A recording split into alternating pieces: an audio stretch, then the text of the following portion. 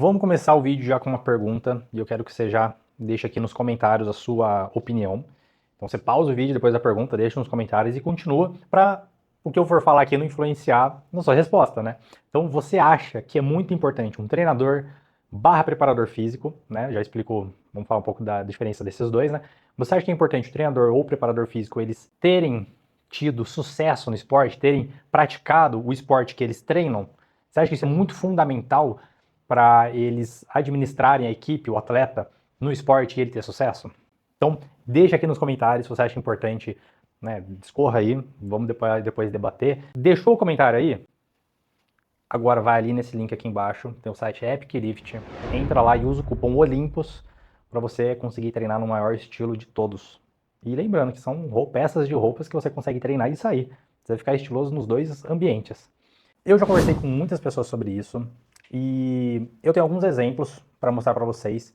Primeiro a gente vai separar, né, o treinador e o preparador físico. O treinador, a gente tem aquele cara que é o técnico, por exemplo, do futebol, ou tem o treinador técnico da modalidade, por exemplo, jiu-jitsu, né, o mestre, o faixa preta do jiu-jitsu, que ele vai ser o treinador mais específico, e a gente tem o preparador físico. Então o treinador geralmente é o cara que vai estudar estratégia de campo, de luta, da competição, vai ensinar a parte mais técnica, mais específica do esporte. E a gente tem o preparador físico, ele vai treinar capacidades físicas. Então a gente tem o cara que vai, no meu caso, eu sou o preparador físico de alguns atletas, então eu treino a parte de força, potência, capacidade aeróbica, anaeróbica dos meus atletas. E todos esses meus atletas, na modalidade principal deles, eles têm um treinador. E aí que eu te pergunto, é importante o treinador, ele ser skin the game? Já ouviu falar desse termo skin the game? Skin the game é botar a pele em risco, né? Botar a pele em jogo. É botar a pele em risco? É isso? A tradução? Colocar sua pele no jogo. Colocar sua pele em risco, né? Colocar o seu na reta. É isso aí. Colocar o seu na reta é foda, né?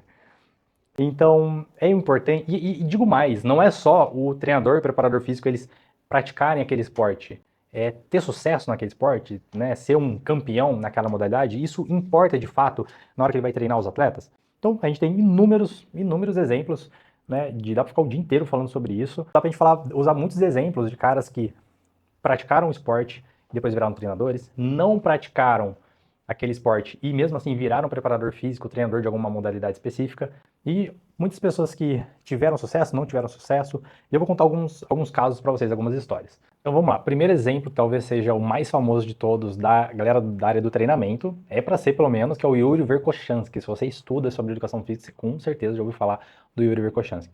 O Yuri, ele era um atleta de salto com vara, e eu não lembro se ele praticou alguma outra modalidade olímpica, só que a vida de atleta dele não foi uma vida tão marcante como a vida de treinador, de preparador físico e cientista que se sucedeu depois da carreira como atleta. Então, muito novo, ele acabou saindo do esporte, né? Acho que ele não teve nenhuma conquista muito grande, assim, tipo um prêmio olímpico, né? Mas como atleta. Mas ele muito novo, ele começou a se interessar por treinamento físico, né? Por preparação de atletas. E ele teve muitos resultados positivos já logo de imediato. Então, e tudo muito improvisado, né? Eu vou fazer um vídeo ainda para vocês falando da vida do Yuri Verkhoshansky, que é muito incrível. Mas já para adiantar um spoilerzinho da vida dele, ele tinha um ambiente muito limitado para treinar os atletas dele. E ele conseguiu com esse ambiente, que era, acho que se não me engano, um corredor de uma universidade, porque era uma época que estava inverno, então eles não conseguiam, estava nevando lá na Rússia, né? Eles não conseguiam treinar lá fora, porque estava tudo a neve ela vai derretendo, vai ficando tudo muito lama, fica muito ruim para eles treinarem. Então eles treinam num ginásio fechado.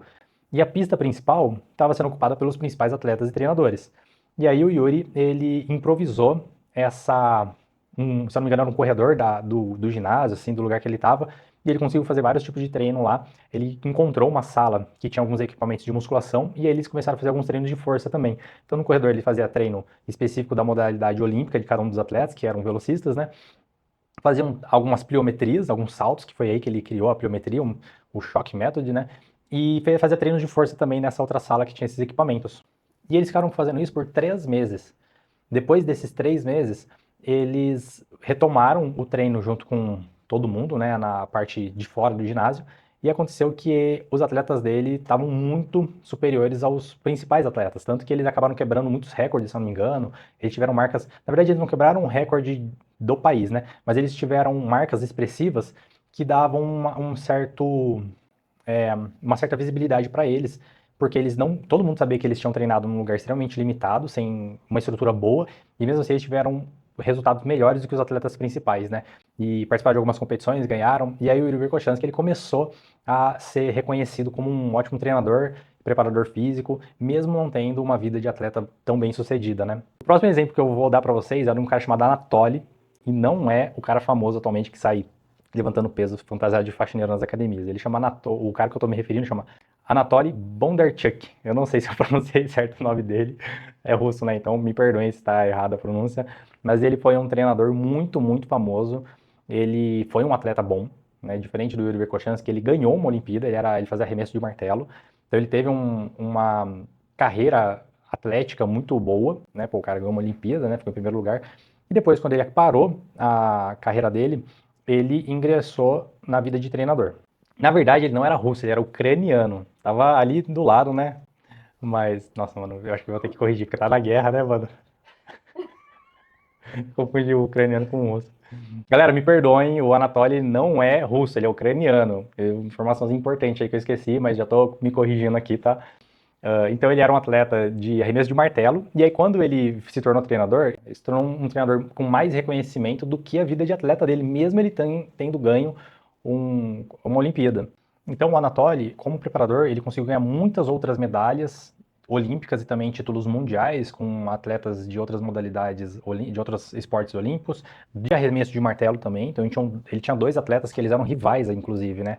Que era o Yuri Sedik e o Sergei Litvinov. Né? Então eles ganharam o ouro olímpico e eles eram rivais e o Anatoly ele treinava os dois também, né? Então isso é muito engraçado. Um cara que nós já comentamos aqui no canal e eu vou deixar aqui, eu não, né? O pessoal da equipe aí vai deixar. Eu vou apontar para os dois lados porque eu sei que eles querem me trollar, eles vão colocar embaixo, né? A gente vai colocar um cardzinho aqui para vocês verem outro vídeo que a gente fala do Husker Power, que era o método, né, a história do Boyd Epley, que para mim foi um dos primeiros preparadores, para mim não, né, na história ele foi um dos primeiros preparadores físicos a ser contratados em universidade. E o incrível, né, é que se você não viu, vai lá, vê o vídeo no cardzinho lá para você entender a história dele, da vida dele. Mas resumindo, ele era do atletismo, do salto com vara também, e não foi um atleta de muito renome, muito prestígio, né? Ele teve boas marcas, mas não foi nada tipo nível olímpico. Mas quando ele virou preparador físico, que foi o que deu a maior credibilidade na carreira dele, não foi pro atletismo, igual esses outros dois preparadores físicos que eu citei para vocês, que era o Verkhoshansky e o Anatoly. Ele foi pro futebol americano. Então ele saiu de uma modalidade totalmente individual, de um esporte olímpico, e foi para um esporte coletivo para treinar a equipe da universidade que ele estava estudando. E ele teve muito sucesso, né? Então, assim, depois dá uma olhada lá na história dele, porque é muito legal, é muito bacana. E ele conseguiu promover muitas outras coisas positivas para a área acadêmica mesmo, né? Ele criou o National Strength and Conditioning Association, que é uma das revistas mais importantes, é um dos cursos também, né, para preparação física mais importantes que tem no mundo hoje em dia, mais reconhecido, né? Continuando. Agora, acabou os nomes difíceis. Quer dizer, tem um que é difícil ainda que eu vou falar para vocês, mas acabou a galera mais desconhecida para o público leigo e vamos entrar em alguns esportes mais conhecidos, como futebol, luta, né? Por que não? Tênis. No futebol, por exemplo, eu acho que o que mais tem é treinador que era jogador de futebol, né? Eu acho que dificilmente vai ter algum treinador. Eu não lembro agora algum treinador que não foi jogador de futebol. Talvez, eu acho que na próxima leva deve ter algum filho de treinador, né? Então que virou preparador físico e tudo mais. Só que um cara muito famoso jogando, que teve muito sucesso jogando e também muito sucesso como sendo um treinador, e aí foge da preparação física de capacidades físicas, né? Igual os outros caras que eu citei, eles estavam fazendo. Agora a gente entra na parte mais de preparação física específica da modalidade, que é o Zinedine Zidane. Todo mundo já ouviu falar dele, ele foi um jogador muito, muito famoso, muito grande, muito importante para a seleção da França. E quando ele se tornou treinador, ele ganhou muitos títulos com o Real Madrid, né? Muitos títulos da Champions League, apenas acho que o campeonato mais importante fora a Copa do Mundo que tem, né? Ele é um cara que conseguiu sair da vida de atleta dele, ingressar como treinador e deu muito certo. Diferente de um jogador da França também, que ele era muito bom, que era o Thierry Henry.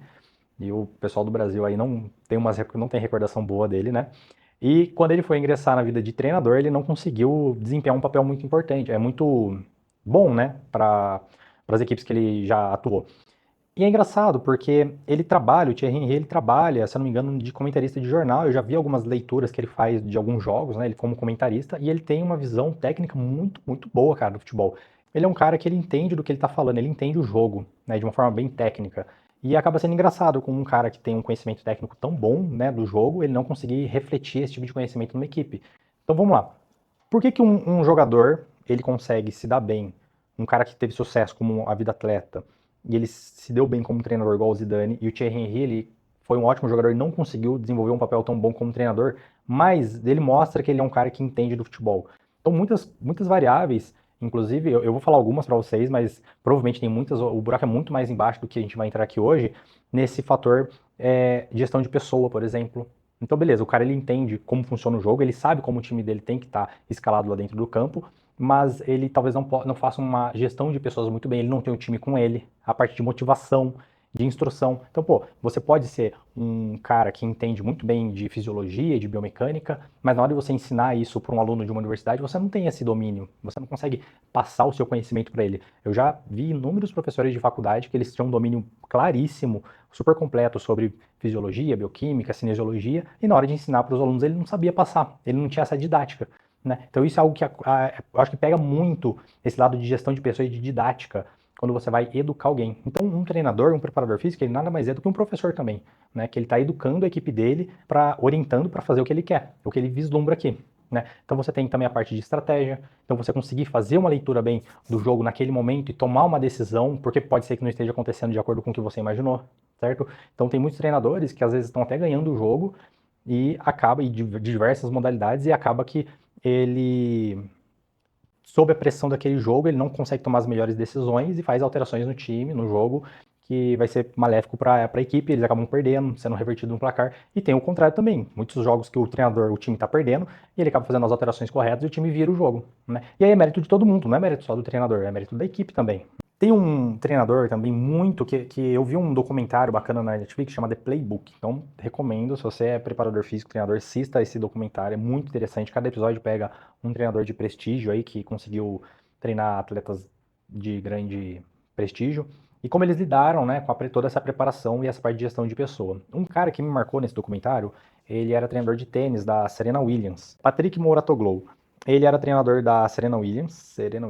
Então ele era treinador da Serena Williams, nesse documentário, que é um ensinamento que ele dá lá, que, cara, isso eu levo pra minha vida inteira, mano. Aquilo lá foi uma mudança de paradigma muito, muito forte na minha vida como treinador, né?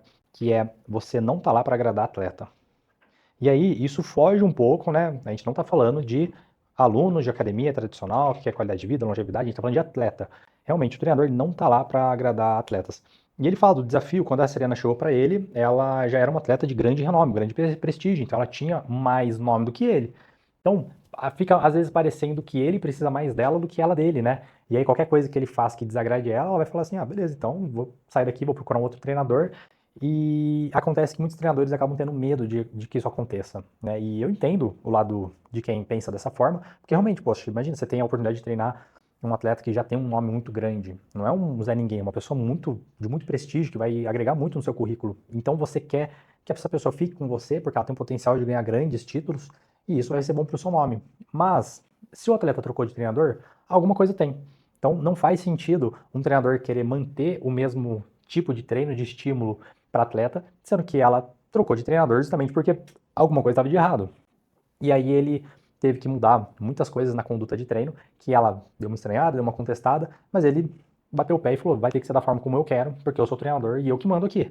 Né? Óbvio, você não precisa ter esse tipo de abordagem com seu atleta, porque realmente às vezes pode ser que a pessoa se ofenda, mas é basicamente isso mesmo, a verdade nua e crua. E eu sou treinador, eu mando, eu sei o que é melhor para você. Né? Então, quando você é atleta, tem essa grande diferença de quando você só é um aluno que vai na academia por hobby. Né? O que o aluno gosta, o que o atleta gosta, nesse caso já não tem um peso tão grande assim. E às vezes o atleta tem que seguir o feeling do treinador, o conhecimento do treinador, que é o próprio bem dele. Poxa, isso aí tem que confiar. Confia no seu treinador. No médio e longo prazo você vai conseguir ver se isso teve um resultado positivo ou não. Né? E para finalizar, eu vou passar para vocês também mais uma dica de documentário que eu já assisti 2 vezes, de tão bom que é. E é bacana porque ele mostra geralmente essas nuances da preparação física e da vida de um treinador com um atleta e como que é ter que lidar com essa gestão de pessoas, e como comentei no exemplo anterior, pessoas famosas, né, que às vezes o nome do atleta é muito maior do que o do treinador, que é o The Last Dance. É muito famoso esse documentário, é do Chicago Bulls, da década, ele acompanha o Chicago, se eu não me engano, em 97, 98, que são os últimos anos que o Chicago ele ganha o campeonato com o Michael Jordan e a equipe dele, né? E o treinador, que é o Phil Jackson, ele tem que ter uma gestão de equipe ali muito, é uma coisa que é uma aula. Para qualquer tipo de treinador, ele assistir esse documentário é uma aula para ver como ele administra o emocional e a pressão que é estar lidando com um time com tanta estrela, né? Então, por exemplo, o Michael Jordan era um cara que dispensa comentários, ele foi um dos maiores no basquete, e ele é um atleta muito focado no que ele queria. E ele queria muito ganhar, então ele era um cara dedicado, ele treinava, se alimentava bem, ele dormia, ele fazia o que tinha que fazer. Tinha alguns outros problemas extra-quadra, mas de uma maneira geral ele é um atleta muito completo, muito comprometido. Diferente do Rodman, que ele era um atleta muito bom, só que ele não era tão dedicado aos treinos do mesmo jeito que o Michael Jordan era. Ele era um cara que ele gostava de balada, gostava de curtição, e o treinador, o Phil Jackson, ele entendia isso. E aí tem um evento lá que ele negocia com o Rodman e fala, olha, se vocês ganharem o jogo, ou você pontuar X, né, eu vou dar o final de semana para você fazer o que você quiser. E aí ele cumpre essa promessa, libera o jogador para fazer o que quiser, ele vai para Las Vegas e fica lá perdido 3 dias, ninguém nem tem notícia dele. Depois o atleta volta, e aí ele consegue retomar os treinos e entregar para a equipe que o treinador precisava. Então, o ser um treinador, eu acho que é muito da parte técnica, tem que entender muito o jogo, mas também tem que entender muito de pessoas. Tá? Eu acho que isso é o que realmente faz um grande treinador. E você ter uma vida de atleta, nesse momento, talvez ela faça sentido porque você sabe a pressão que é ser um atleta e ter que desempenhar um bom papel em campo, em quadra. Porque você sabe que tem a pressão de ter, no esporte coletivo, por exemplo, você tem reserva, você tem que brigar pela titularidade. No esporte individual, você tem os seus outros adversários das competições, né? Então você tem que ficar pensando em superar as outras pessoas, bater recordes, querer lutar pelo pódio, pelo primeiro, segundo, terceiro lugar. Então, um atleta, um treinador, quando ele vivencia no passado essa vida atlética, isso vai ensinar para ele muito da parte técnica de cada esporte, óbvio, mas muito também da pressão que é você estar numa preparação. E isso vai te dar uma liberdade para você conseguir administrar melhor de forma individual cada um dos atletas e entender o que eles precisam. O Romário, poxa, teve muitos casos desses também, né? Do treinador lá do Barcelona, o Romário, se não me engano, ele queria vir pro Carnaval, e aí ele fez um acordo com o treinador, falou, se eu fizer 3 gols, eu posso ser liberado para viajar, né? E ele falou, ele fez 3 gols e o treinador liberou ele. E, se eu não me engano, também teve uma história do Romário, que na época de voltar, ele tinha jogado a Copa do Mundo, se eu não me engano, e aí todo o time voltou numa data específica e ele voltou um pouco depois. E todos os jogadores começaram a reclamar, né? Falar, pô, mas por que você voltou depois? Começaram a brigar com ele, algo do tipo, né? E aí ele deu a carteirada dele, pô, joguei Copa do Mundo, ganhei, e o que você fez, né? Você estava descansando, né? Então, o treinador ele tem que saber lidar até com os conflitos internos, porque no time do Chicago Bulls tinha muito conflito interno também entre o Michael Jordan, o Pippen e o Rodman, né? E entre outros jogadores, entre outros conflitos, né? Então, você acha que o time ele vai ser sempre bem unido e aquela família? E não, na verdade, é exatamente isso, uma família vai brigar também. E aí você tem que ter um treinador, um cabeça para conseguir administrar todas essas crises, né? E conseguir levar o time para a vitória da melhor forma possível. Bom, a vivência que eu tive com alguns esportes, por exemplo, já competi no futebol, já competi no powerlifting e agora eu compito no jiu-jitsu. Então, todas essas experiências práticas, em nenhum desses esportes eu fui brilhante, tá? Muito, muito, muito longe disso, tá bom? Mas a minha vivência me preparando e competindo, ela consegue me dar um conhecimento de o que o atleta, às vezes, ele pode sentir durante a preparação e em relação a duvidar de si mesmo, né? Então é muito normal, às vezes os atletas eles ficam na rede social vendo outros competidores, eles acabam ficando um pouco, como posso dizer, eles acabam às vezes ficando um pouco intimidados na luta com outros competidores, no powerlifting, vendo os adversários deles levantando às vezes uma carga maior do que a dele, ou em outros esportes também que eu compito, eles têm esse nervosismo, e eu sei, eu entendo que isso é algo que vai acontecer, e eu não dou conselhos para os meus atletas eles fugirem desses sentimentos, né? Então o que eu falo é para eles aproveitarem. Então, às vezes, meus atletas eles falam que estão nervosos para competir, e às vezes é um sentimento um pouco ruim, e eu viro para eles e falo assim: então aproveita esse momento, né? Como assim? Eu não quero sentir isso, eu não quero sentir esse nervosismo. Eu, na luta, eu fico muito nervoso de uma forma bem negativa, assim, sabe? Para mim, a luta, o nervosismo da luta é uma coisa um pouco ruim, porque é uma luta, entendeu? E aí eu falo para meus atletas que têm às vezes a mesma sensação, eu falo, cara, aproveita, curte o momento, porque a pressão ela é um privilégio, né? Então, você sentir esse tipo de medo, esse tipo de nervosismo, é um privilégio que você está vivendo. E isso vai conseguir trazer algo muito benéfico para você na sua vida no médio e longo prazo. Muitas outras situações da sua vida que você vai estar vivendo e você vai estar numa pressão, você sabe que você já viveu uma pressão às vezes um pouco pior, porque você precisava entregar um resultado imediato, você estava competindo com alguém, você estava competindo contra uma torcida, muitas das vezes no caso de futebol, por exemplo. Então eu falo para eles que a pressão, ela é um privilégio, cara. Que você tá, esse nervosismo é um privilégio, entendeu? E você vai conseguir, se você administrar bem isso, você vai conseguir traduzir isso em resultados muito positivos, não no esporte, mas às vezes na sua vida, né? Então é isso que essa é a minha, os 2 centavos que eu consigo entregar para os meus atletas hoje, como eu sendo treinador deles, das vivências que eu tive como sendo um atleta. E realmente, né, a pressão que eu sinto no Gil, no Power, e eu já senti no futebol, elas não são a mesma pressão, não é a mesma experiência que outros atletas meus têm na corrida de montanha, ou no futevôlei, ou em outras modalidades que eu não pratiquei. Eu sei que todas as competições, elas possuem esse nervosismo de você querer se superar, do medo de você perder, né, na hora, se tá tudo dando errado, se você tá perdendo, o medo de você fracassar e passar vergonha e ter um resultado péssimo, e às vezes você vai ter esse resultado péssimo e tá tudo bem. E aí a minha função como treinador é depois falar para o aluno, beleza, então vamos aprender com os seus erros de hoje e vamos tentar aplicar para não cometer os mesmos erros nas próximas competições, nos próximos dias, e tentar não atrapalhar ele para que ele não desista, porque muitas pessoas às vezes perdem, muitos atletas perdem competições, não possuem bons desempenhos, e a primeira coisa que eles querem é o quê? Desistir da modalidade. Né? É o caminho mais fácil, é só você parar de treinar, é só você falar, ah, beleza, não quero mais, vou pagar a inscrição.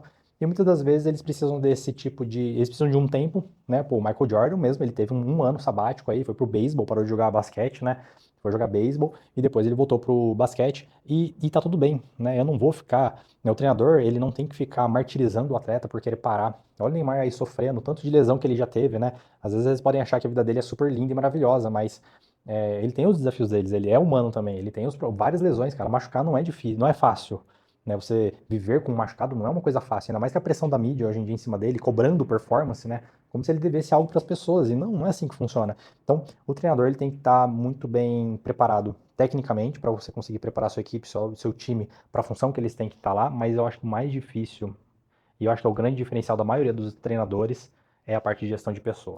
Né? Então, espero que esse vídeo tenha sido um vídeo esclarecedor para você nessa visão. Não sei se você concordava já comigo desde o começo do vídeo ou não. Deixa aqui nos comentários se você acabou mudando, tendo uma visão diferente do que a gente estava conversando aqui. Curte, comenta, compartilha com seus amigos. Até a próxima.